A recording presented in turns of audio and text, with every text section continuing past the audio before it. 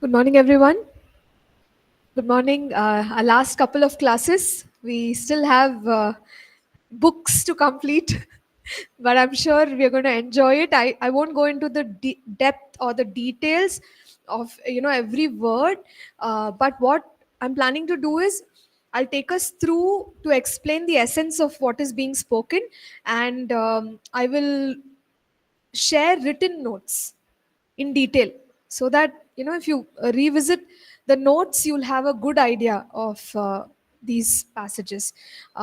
Thankfully we don't have to take as much time like Hebrews, because Hebrews is a lot of references are from the Old Testament, so it requires a lot of explanation, whereas here we can understand many of the things a little easier. Okay, so we will pray and get started. Would any of us want to start out? Dear Heavenly Father, thank you, O Lord. Thank you for this time and thank you for this day, O Lord. I submit this day and this class into your hands, O Lord. I give Nancy, ma'am, and each and every student who are on campus, online, and e learning into your hands, O Lord. You teach us, you guide us. In Jesus' name I pray. Amen. Amen. Okay, so First Peter and Second Peter are epistles written by Apostle Peter. It was written before the destruction of the temple, so the time estimated, time when he probably had written it is around AD 67 or between 67 and 69. And the composition of the church or the believers is that they were both Jews as well as Gentiles. It was written in the Greek language. You would notice some of the text is in present, like Greek present tense. So it was written for both the Gentiles as well as the Jews. And the content of what Apostle Peter has written here, some of it is doctrine, some of it is instructions for Christian life, and a lot of how to live during those times. Those were the instructions from Peter, because he knew that times of persecution were ahead of them. So we're talking about uh, Nero's rule. If we all know a little bit of the history, Nero was one of those very, very strict and brutal rulers who persecuted the believers. And that was going to happen. And persecution was just beginning to rise at the time when Peter wrote this. So you will find that he's talking to believers under great oppression, but he's still asking them to maintain a Christ like attitude. So it's something unique. When one is going to endure persecution, he says that you should have a long suffering attitude or trust in God the way Jesus Christ demonstrated. Jesus also was persecuted, he was accused, he was opposed, he was even physically hurt by people, but he endured it with a right attitude. So he'll talk a lot about the way Jesus endured his struggles. So all of this is covered in First Peter. And then again in Second Peter we will see that Peter will issue a warning, the way in the book of Acts. You remember when we read Acts 20, Paul issues a warning to the church and says that there are going to be false men of God who will come among us. So he says, wolves among sheep. So you be careful. And Peter, in the second epistle, will talk about such people, false people, so called anointed people of God, whose lifestyle displays that they are not of God, and whose doctrine also shows that they are so far away from God. So that is Second Peter. But here in First Peter, as I said, during the time of oppression, he is talking about doctrine, he's talking about Christian life, and he's also talking about endurance during persecution. So these are the main themes in First Peter. Let's start off. So Peter, we are not going to read through I have asked you all to read and come. Even if you look at the text as I'm talking, it will be helpful. You'll be able to understand what I'm saying. So, Peter starts off by introducing himself as apostle, and that is really a powerful thing, because we know that Peter was a man who spoke before he thought, and he made mistakes. If you recall the time when he said, Lord Jesus, I will be with you. No matter what, I'm not going to leave you. And Jesus said, before the rooster crows, 3 times you're going to deny me, Peter. And he actually did it. And when he heard the rooster crow, he cried. He wept bitterly, it says. So we know that Peter was not perfect. And maybe many of us can relate to Peter, right? But the beautiful thing is, God had a call on his life, though he was not perfect. God had a call on his life, and that call was very sure. And look at how, at this point in his life, as he is one of those leaders among the apostles, he's clear about his call. He says, Peter, an apostle of Jesus Christ.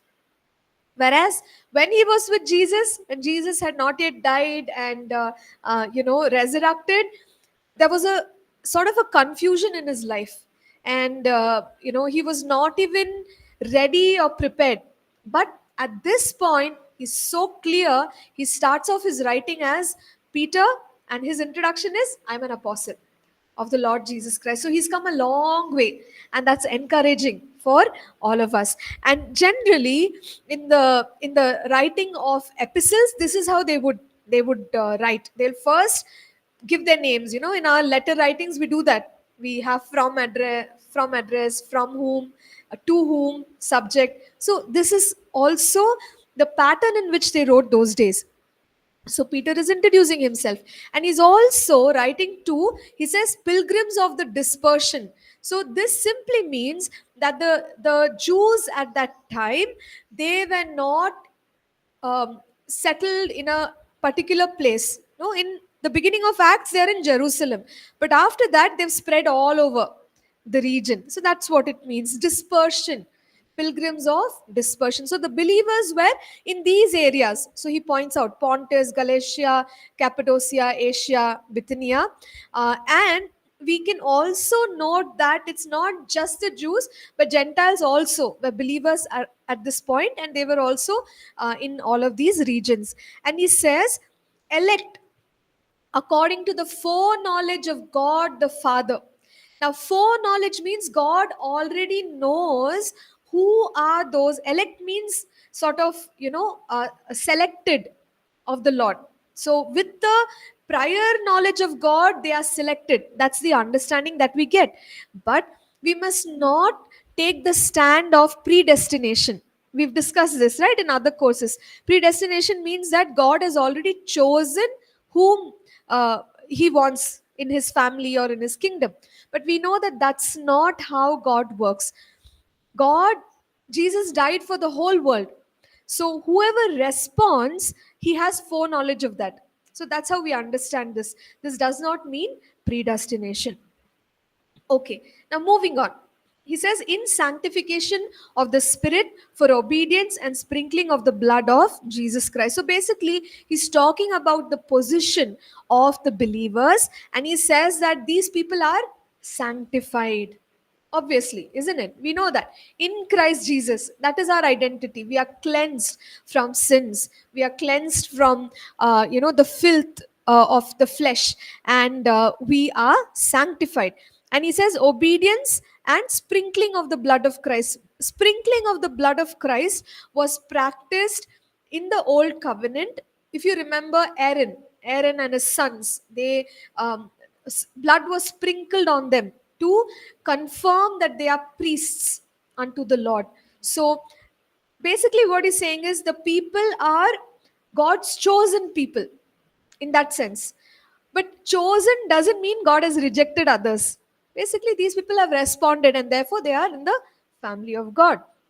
Okay, and their way of greeting those days was grace to you and peace be multiplied. So that was their usual way of speaking. Today we say hi, hello, but this is their way of speaking. So I know still today some believers use this kind of language when they meet believers. Praise the Lord, grace and peace be multiplied to you. Nothing wrong with that. But that was their way of greeting all the believers. Now, let's move on. The initial part of the epistle of Peter is very, very encouraging, because he wants the believers to realize that what they have received is uh, enduring, or it is incorruptible. It's not going to be taken away from you. So, in the circumstances where they lived, they were facing many difficulties. But he was trying to tell them the struggles that we are going through for the sake of our faith are temporary. But we have great things that are permanent. So rejoice in that. So he's encouraging. The initial part is so uplifting, because he starts off by talking about living hope which the people have received. Okay, they have received a hope which is going to last. Maybe right now, through life circumstances, it feels like there is no hope. But the hope that we have in Christ Jesus, in verse 3, he says, you have a living hope. And God has done this for us. The Father has done this for us, and He has done it through the resurrection of Jesus Christ from the dead.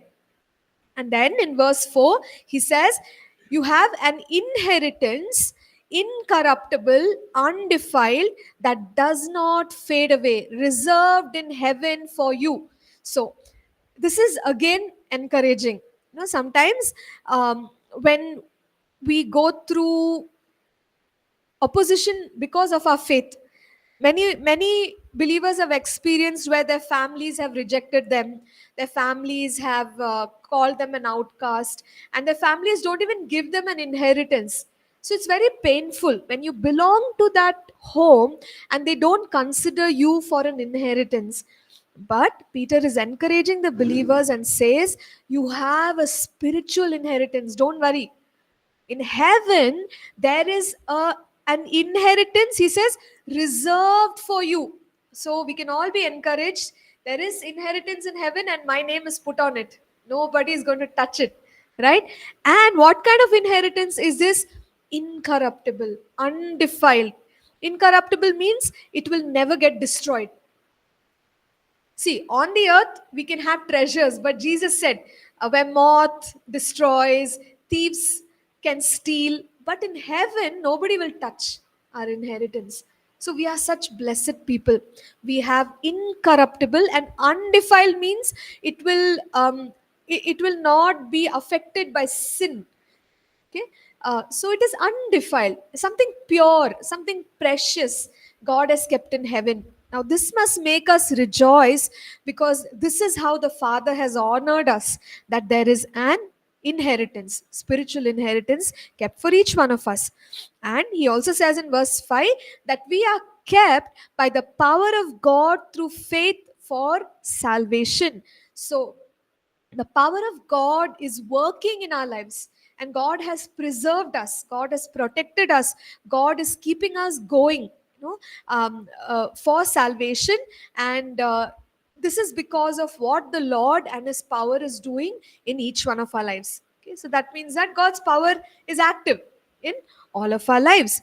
And later he again encourages them to rejoice. Maybe they were upset, maybe they were sad, maybe they were despondent, like there's no hope. That was their feeling. But in the midst of those situations, he says, you greatly rejoice. Why? Verse 6, though now for a little while, if need be, you have been grieved by various trials. So temporarily, see, even James, when James is talking, he says, yes, we cannot avoid trials in a Christian's life.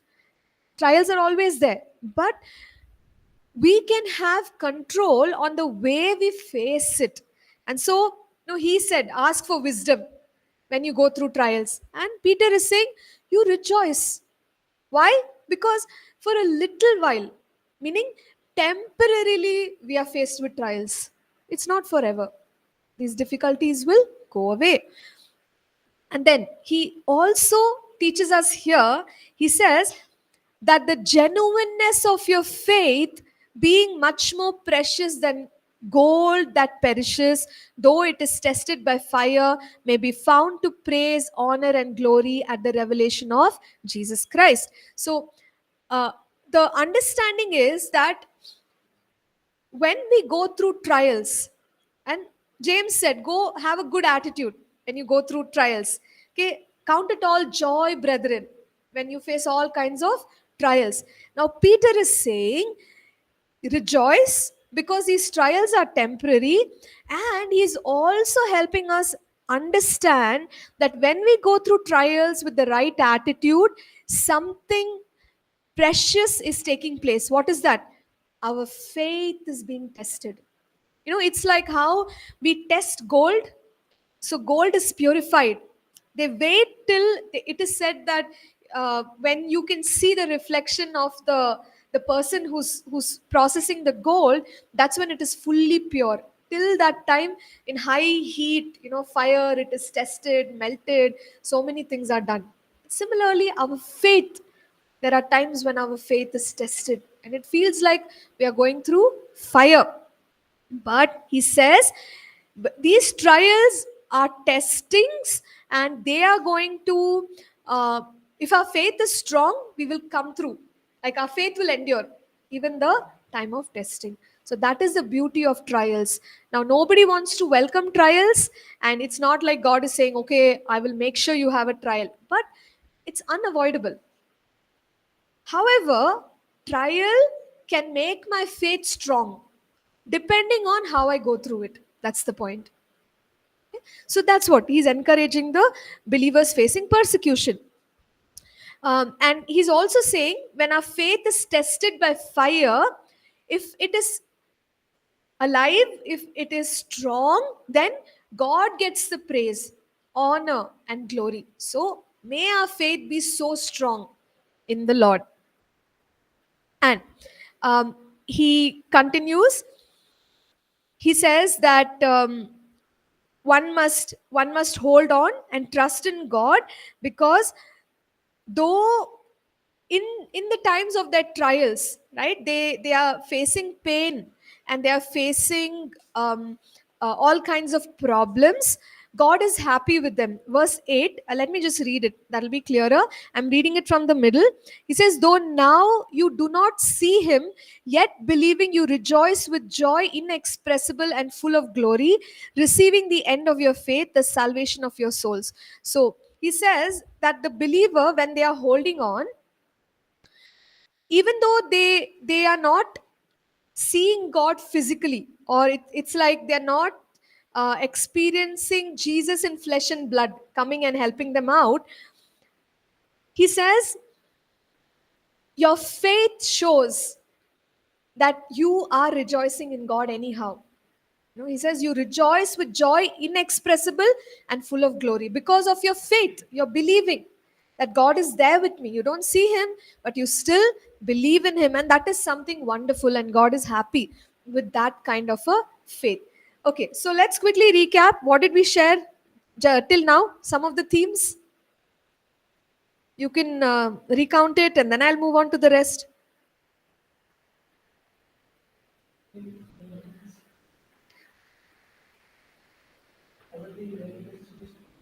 Sorry, I'm not able to hear you. You have to be a little bit louder. Heavenly inheritance, yes, that's true. Okay, then the nature of the inheritance, the surety of the inheritance, living hope, yes, very good. And what else did we learn? Rejoice.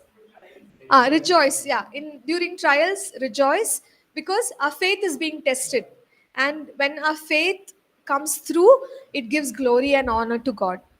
Okay, some of the basic themes that we have looked at. Okay, let's move on now. In the section from verse 10 to verse 12, what he is saying is that there were people who carefully searched before, Jesus Christ appeared, but they never had the privilege to know Christ. But we are the people who have who those times when people were alive at the time when Jesus was there, they were privileged because they saw the Lord God manifest in flesh. And today we know about him, right? And all that he has done for us. So we are very privileged that way. But if you look at people who existed before the appearance of the Lord Jesus, it's as if they missed out the greatness that came through the manifestation of Christ. For the whole time they were searching, but they never had the privilege of seeing the manifestation of the Son of God. So in verse 10, he says, of this salvation, the prophets have inquired and searched carefully, who prophesied of the grace that would come to you. So, how did God use those men and women? Through prophecy. They did not actually see it, but they had a revelation and they gave the revelation. So, this is something regarding prophecy. Prophecy can help us see things way ahead, maybe hundreds of years. Think about Apostle John, the book of Revelation. It's taking place now. So many things are taking place, so many things will take place. But that is the spirit of prophecy, that is the power of prophecy to be able to share what is going to happen. They didn't experience it, but they spoke about it. Okay, now let's move on. um, so what did they prophesy? Verse 11, he says, searching what manner of time the Spirit of Christ who was in them was indicating when he testified beforehand the sufferings of Christ and the glories that would follow. So they prophesied about Jesus, they prophesied about his sufferings, and all the things that will happen after that. So many of these prophecies, we call it as messianic prophecies. Some of, many of which have been fulfilled, but the things that are connected to the return of Christ, we are yet to see.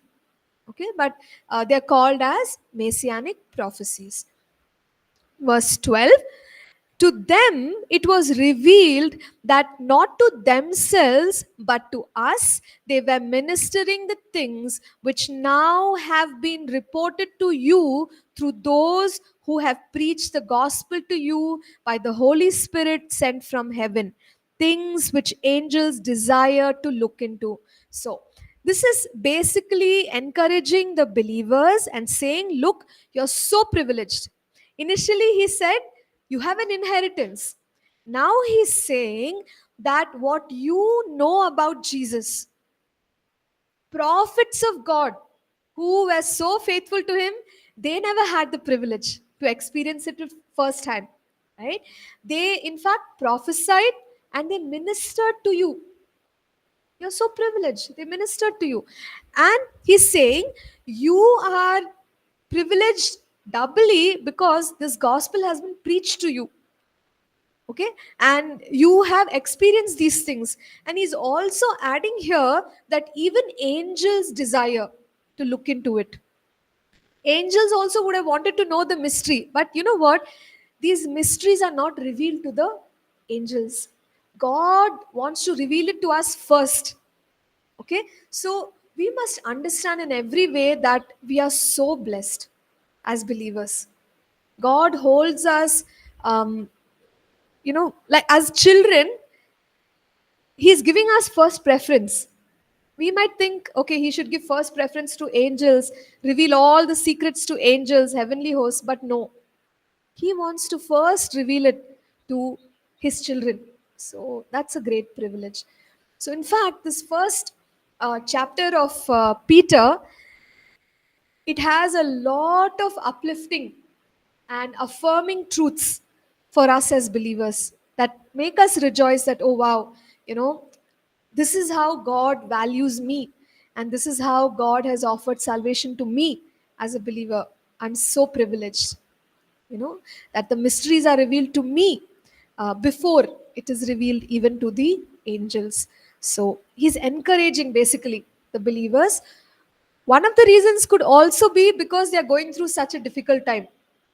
Sometimes we need a heavenly perspective.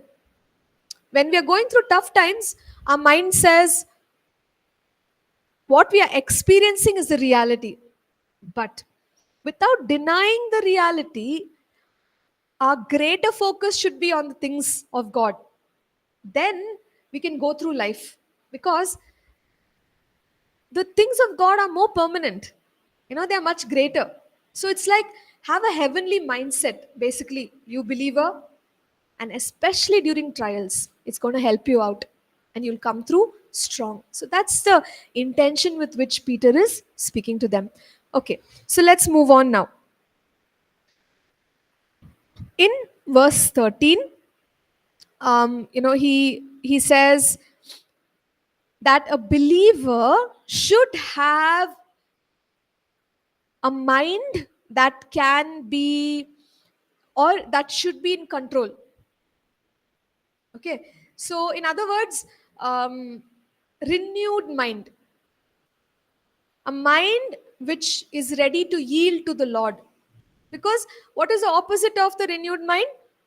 Carnal mind, out of control, given to lusts, given to worldliness. But you, believer, have a strong mind, renewed mind.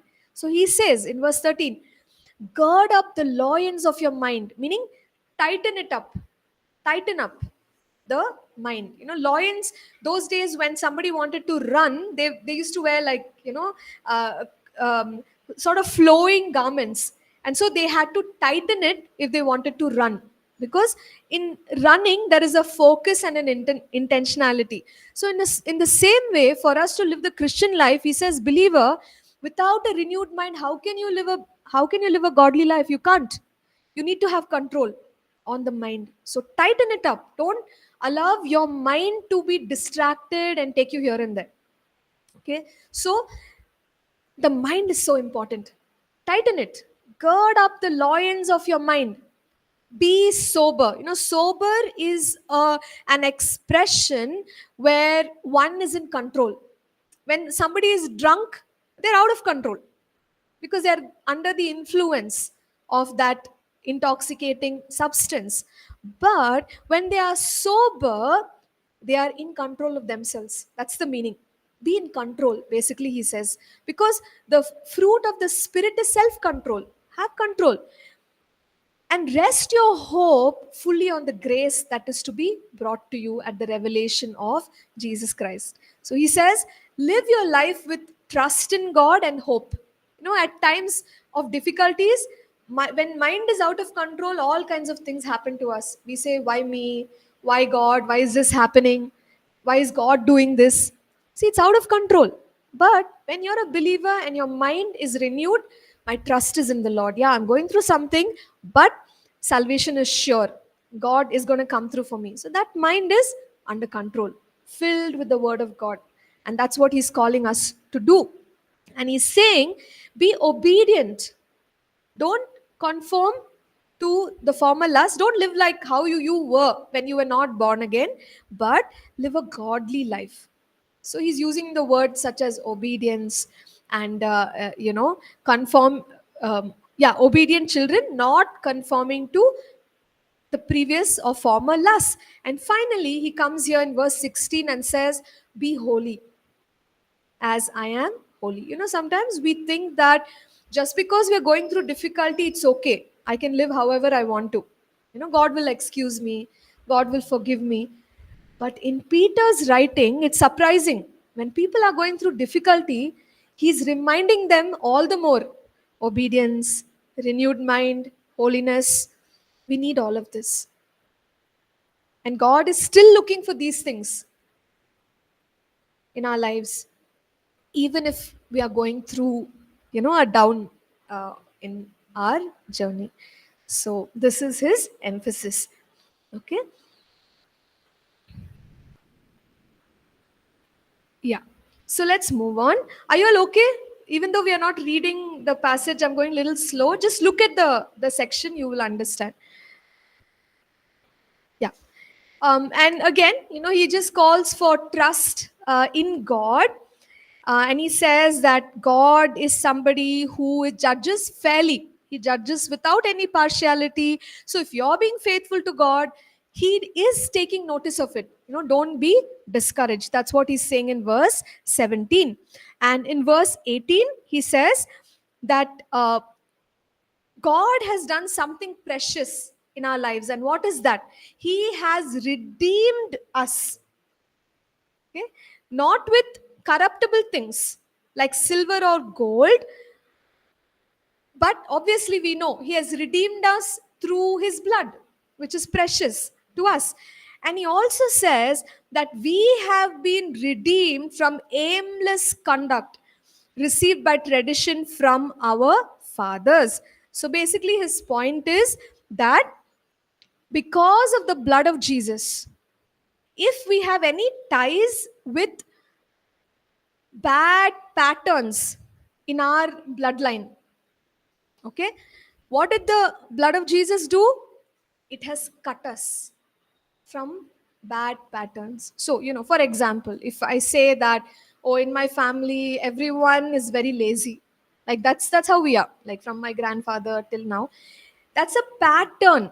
Because here in verse 18 he says aimless conduct received by tradition from your fathers. So it's there in our genes, you might say, it's there in our family. But what did Jesus do? He broke it. So you and I can be that first person who's hardworking. Huh? Yeah, why not? That's what it means, right? It's possible. Anything is possible. Even I think, I mean, I believe that this is applicable physically also. Because anyway, scriptures tell us that Jesus has, um, by his stripes we are healed, no? So even if there's a genetic thing in us, why not? God's power is able to shift it, change it.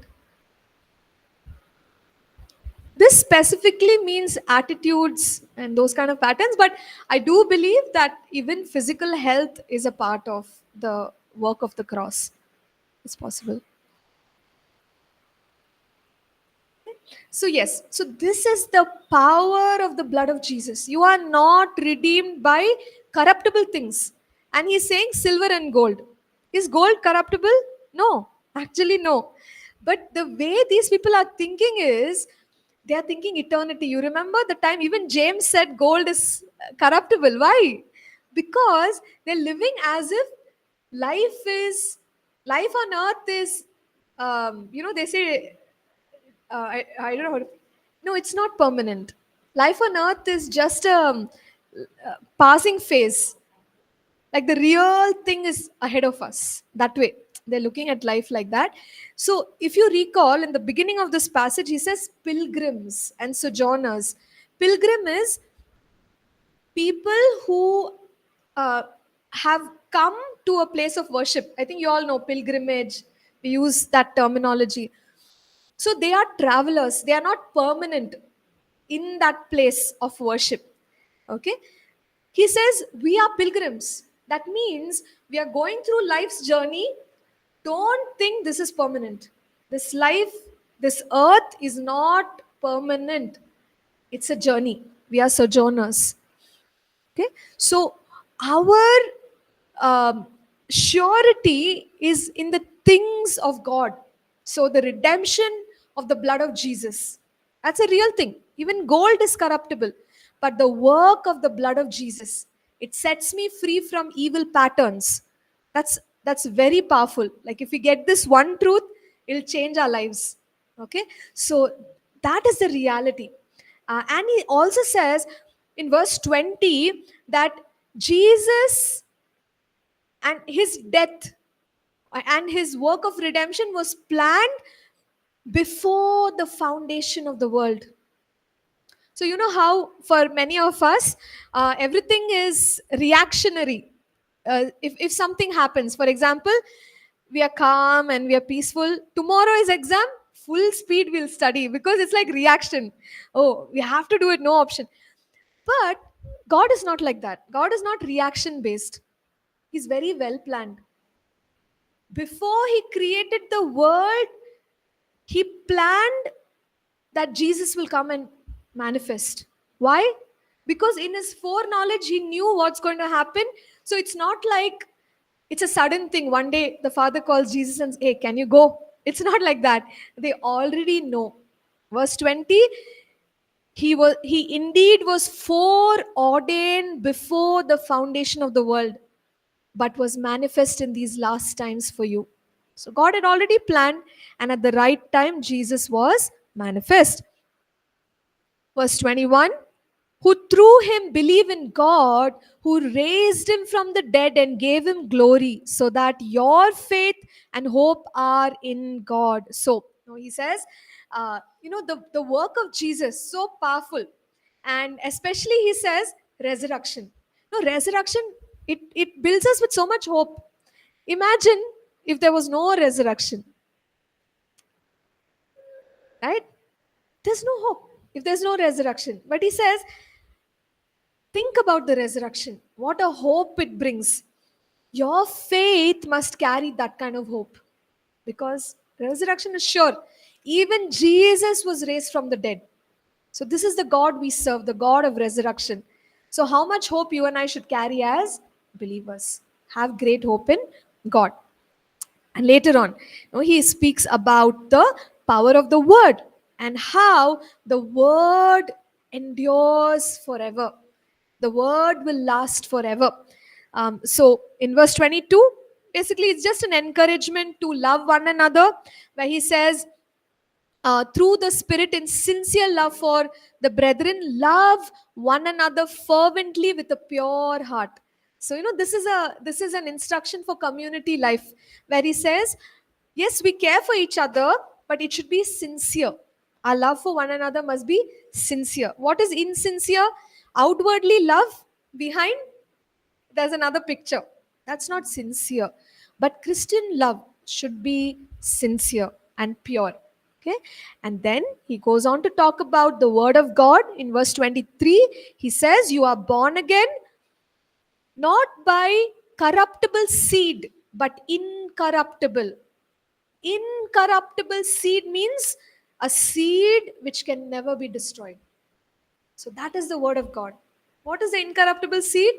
The word of God. Our salvation is through an incorruptible seed, which is the word of God. And that's how we are saved. We are born again. And then he goes on to say, everything will pass away. Flesh is like grass, all the glory of man as the flower of the grass. The grass withers and its flower falls away, but the word of the Lord endures forever. So we have received salvation, and that salvation is through the incorruptible seed. Everything will pass away, but the word will never pass away. So we must put our hope, put our trust in the word of God.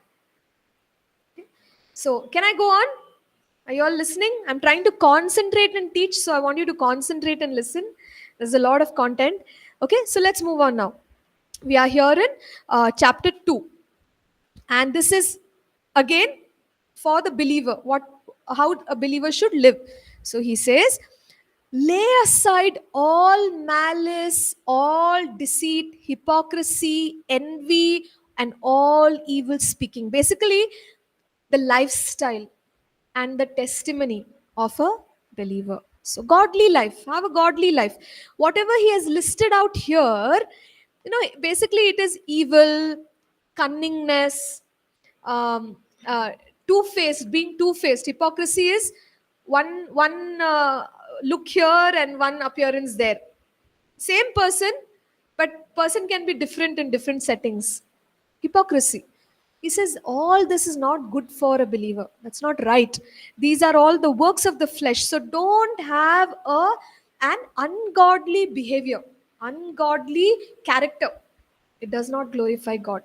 Second thing he tells to the believer, you must love the word of God. So in verse 2 of First Peter chapter 2, he says, as newborn babes, desire the pure milk of the word, that you may grow thereby. So what is the understanding? Newborn babies, the only source of nurture is milk. Like you can't feed them regular food because they cannot digest it. Only option is milk. So they desire milk. If they don't get milk, they cry. So he's saying, look, believer, do you desire the word of God like that baby that desires milk? If you don't get the word, do you become hungry? This is all we have to check ourselves.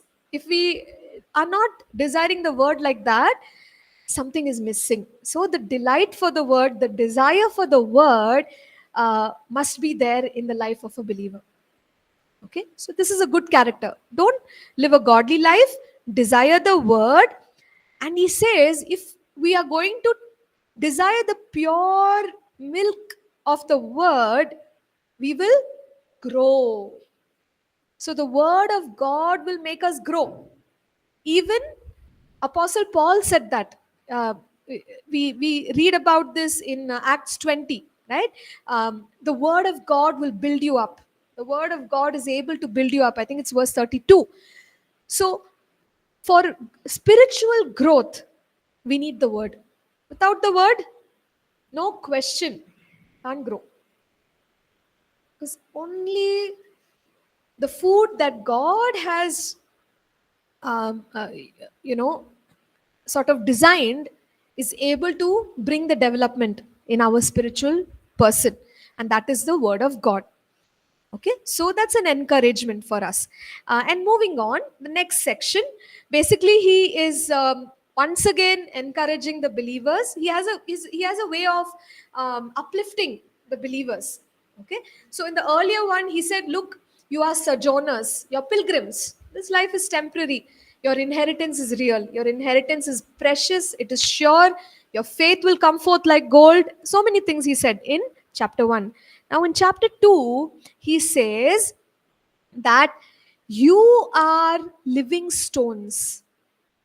You are being built up a spiritual house, a holy priesthood to offer up spiritual sacrifices acceptable to God through Jesus Christ. In verse 5. So he says, believer, you know who you are? You're a spiritual stone. You're a living stone. Now, take this building for example. Dead stones or bricks were used to construct this building. That's why this building stands. Now, when we think about the house of God, it's a building, right? And it has to be made with bricks or stones. You and I are those stones. So, the house of God is built with people. Every stone is a person, living stones. That's how God is building his house. He needs people, he wants people, right? He desires people. So God has built his house and we are the living stones, and we are here to offer up spiritual sacrifices acceptable to God through Jesus Christ. So what are some sacrifices that we give to the Lord? Worship, yeah, praise and worship, we know that that is a sacrifice. Very good. Anything else? Yeah, we also, right, we offer ourselves as a living sacrifice, our body as a living sacrifice. That's right. Yeah, giving is a sacrifice. When we like offer um tithes, offerings, all those things, that's also a sacrifice. So these are all ways we no longer have the temple practices, so these become the kind of sacrifices that we offer to the Lord. Okay, so every believer must be doing these things: worship, giving, and live, giving our bodies as a sacrifice to the Lord in worship. So that's what He's calling us to do. Yeah. So a word of encouragement there, where he says, believer, you are a living stone. Before that, he also said, you are chosen by God and precious. Why? Because maybe they felt like they were rejected by their community. But he's saying, even Jesus was like that cornerstone, right? Who was, firstly, he was rejected by people, but God made him the cornerstone. You are also chosen. And in verse 9, no, this is again so beautiful. He's encouraging the believers. He says, look, believer, you are a chosen generation. God has chosen you, each one of us. God has chosen. And he says, you are a royal priesthood. Royal and priesthood, it's a little bit different. Earlier, we used to only hear of high priests and kings. But we are a royal priesthood. We can go before the Lord now. And that's a privilege for us. So he's reminding the believers of this. You are a holy nation, his own special people. And why are we all this? The end of that verse, I've heard a sermon preached on it. It was really powerful. The end conclusion of that verse 9 says, we are here to proclaim the praises of him who called you out of darkness into his marvelous light. So, why did God make us chosen generation, royal priesthood, holy nation, God's own special people? So that we can proclaim his praises.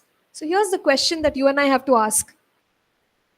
Is my life, my ministry, proclaiming the praises of God?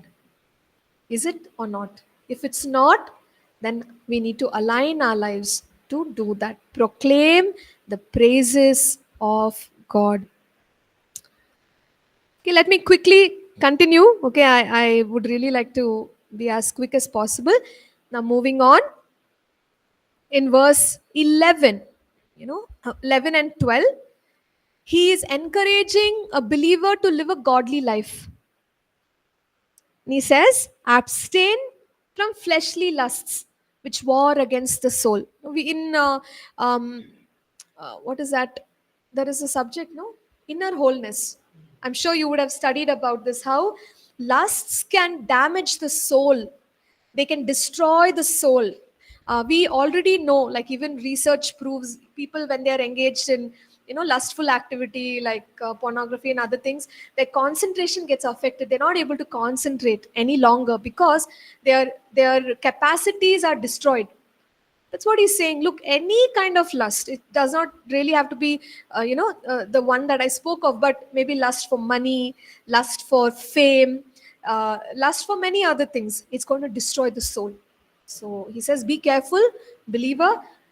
Don't lust after things. It's an ungodly attitude. And he also says, keep your behavior honorable, conduct honorable among the Gentiles. Gentiles here is referring to ungodly people or unbelievers. So when we say that we are a believer, it should be obvious. Okay, again, this is a question we have to ask ourselves. Is it obvious or is it not obvious to people around us that I'm a believer? Sometimes they never find out till we tell them, hey, I'm a Christian. They're like, oh, really? You're a Christian? Then only they find out. But what he's telling here is, if you're a Christian or a believer, your behavior should tell that you're a believer.